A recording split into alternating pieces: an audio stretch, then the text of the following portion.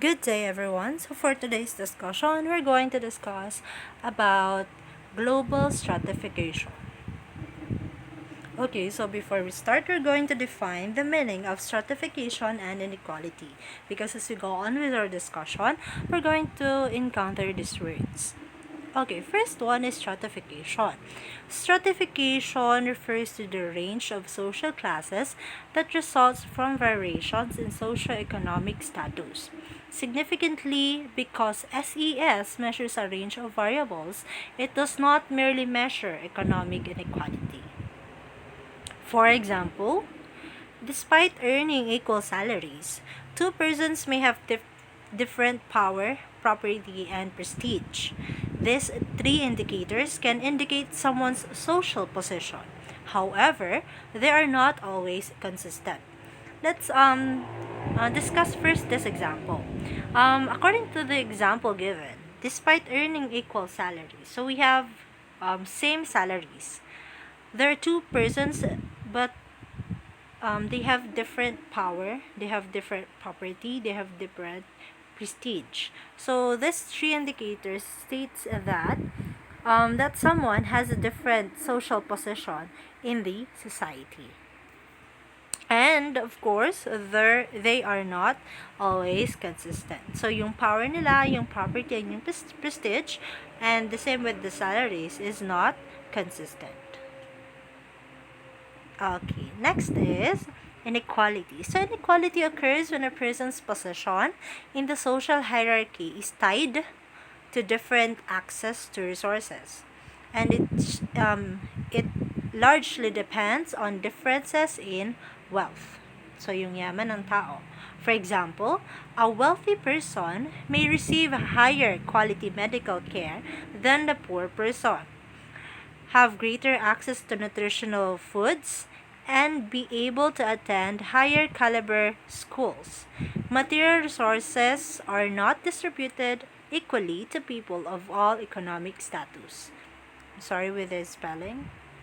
Okay, so inequality with the word itself, there's an inequality between two persons. So an example here is a wealthy person and a poor person. So according to the example, a wealthy person may receive higher quality medical care than a poor. So, at this pandemic, as you can see, kapag mayaman ka, gagaling ka. Pero kung wala kang pera, you can't afford to have expensive hospitals, pwede kang mamatay. So, that's inequality, especially now that we're having this pandemic. Okay, so let's dig deeper with the meaning of stratification. Okay, so stratification refers to the gaps in resources both between nations and within nations. While economic inequality is of great concern, so is social equality, like the discrimination stemming from race, ethnicity, gender, religion, and sexual orientation. While global inequality is nothing new, several factors make it more relevant than ever, like the global marketplace and the pace of information sharing. Researchers try to understand global inequality by classifying it according to factors such as how industrialized a nation is, whether a country serves as means of production or as an owner, and what income a nation produces. Now let's define global stratification. Global stratification compares the wealth, economic stability, status, and power of countries across the world. Global stratification highlights worldwide patterns of social inequality. So if you're going to read again the meaning of this one, global stratification compares wealth, economic stability, status, and power across the world. Okay, so in the early years of civilization, hunter-gatherer and agrarian societies lived off the earth and rarely interacted with other societies. When explorers began traveling, societies began trading goods as well as ideas and customs. Sociologists studying global stratification, analyze economic comparisons between nations. Income, purchasing power, and wealth are used to calculate global stratification. So remember, sociologists studying global stratification stated that to calculate global stratification, they are using the income, purchase power, and wealth of a society or country. So global stratification also compares the quality of life a country's population can have. So again, global stratification compares the quality of life that a country's population can have. Poverty levels have been shown to vary greatly. The poor in wealthy countries like the United States or Europe are much better off than the poor in less industrialized countries such as Mali or India. In 2002, the UN implemented the Millennium Project, an attempt to cut poverty worldwide by the year 2015. So according to this one, poverty in different countries, like for example, the wealthy country like United States and Europe, the poor in that country is different from the poor in a less industrialized country such as Mali and India. If you're going to observe different videos, I think you already saw videos in India. So their societies, the way they live is very different with U.S. citizens or people living in United States and Europe. So in that, you can see the inequality in different nations. Okay, so let's proceed with global inequality.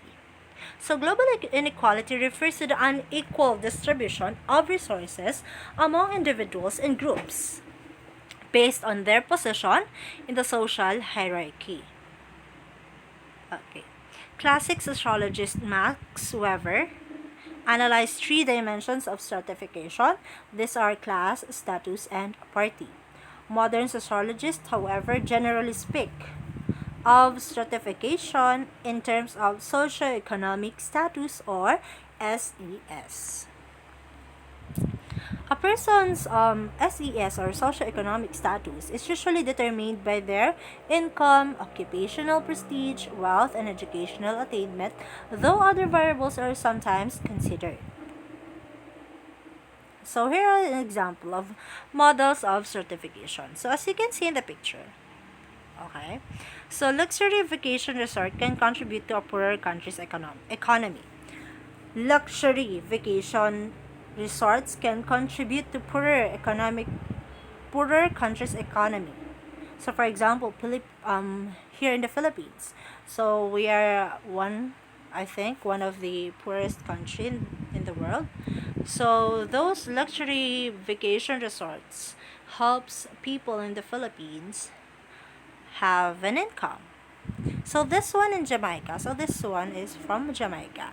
This attracts middle and upper class people from wealthier nations. So it says here that Jamaica is one of the poorest country. And the middle and upper middle class people were visiting their nation. And in that way, those people were contributing in the economic status of that country. The resort is a source of income and provides job for local people. Just outside its border, however, are poverty-stricken neighborhoods. So this is an example of global or model of global stratification. Okay. So various models of global stratification all have one thing in common. They rank countries according to their relative economic status and gross national product or GNP. Traditional models, now considered outdated, used labels to describe the stratification of the different areas of the world. Simply put, they were named First World, Second World, and Third World. First and Second World describe industrialized nations, while Third World refer to undeveloped countries. This is from Hanslin, 2004. When researching existing historical sources, you may still encounter these terms, and even today, people still refer to some nations as the third world country. So, where do you think Philippines lies on? Is it in the first world, second world, and third world? So, I want you to answer that. Put your answer in the comment section. Okay. Another model separates countries into two groups, more developed and less developed. So, more developed nations have higher wealth, such as Canada, Japan, and Australia. The less developed nations have less wealth to distribute among higher populations, including many countries in Central Africa, South America, and some island nations. So, model separates countries or models of global certification is another one, yung more developed nations and the less developed nations, the division between the two. Okay. So, yet another system of global classification, defines countries based on the per capita gross domestic product or GDP, a country's average national wealth per person. Another system of global classification defines countries based on the GDP. Okay. So, the GDP is calculated usually annually siya, meaning to say yearly. One of two ways, by totaling either the income of all citizens or the value of all goods and services produced in the country during the year. It also includes government spending because the GDP indicates a country's productivity and performance. Comparing GDP rates helps establish a country's economic health in relation to other countries. The figures also establish a country's standard of living. According to this analysis, a GDP standard of a middle-income nation represents a global average. In low-income countries, most people are poor relative to people in other countries. Okay, so let's proceed with the perspective towards stratification. So here are some of the perspective towards stratification. Stratification is generally analyzed from three different perspectives: the micro, meso, and macro. So let's define the three. First one is micro-level analysis. This focuses on how prestige and personal influence create inequality through face-to-face and small group interactions. Meso-level analysis focuses on how connections to organizations and institutions produce inequality. Macro-level analysis considers the role of economic system in shaping individuals' resources and opportunities. Okay, so another meaning of macro level analysis is this one. This can include global analysis of how position in the international economic system shape access to resources and opportunities. So, we have an activity connected with this one, this perspective. So, I want you to answer that to give an example. Okay. Next. For example, so we have here an example. The small African nation of Cape Verde is significantly indebted to European nations and the US.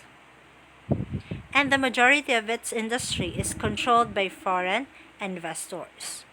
As the nation's economy has ceded control to once public services, such as electricity, its citizens have lost jobs, and price of electricity has increased. Thus, the nation's position in the world economy has resulted in poverty for many of its citizens. So, the place African, so meron silang pagkakautang and kaya nga indebted to European nations and the US. So, meaning to say, the one who's controlling their country is these people. So, that's then an example of the perspective towards stratification. The inequality, so the African nation of Cape Verde. So, a global structure or a macro level phenomenon produces an equal distribution of resources for people living in various nations. So, that's all for today. So, I hope you learned something, and I want you to answer the question given in the middle of this presentation. Just put your answers in the comment box. Thank you.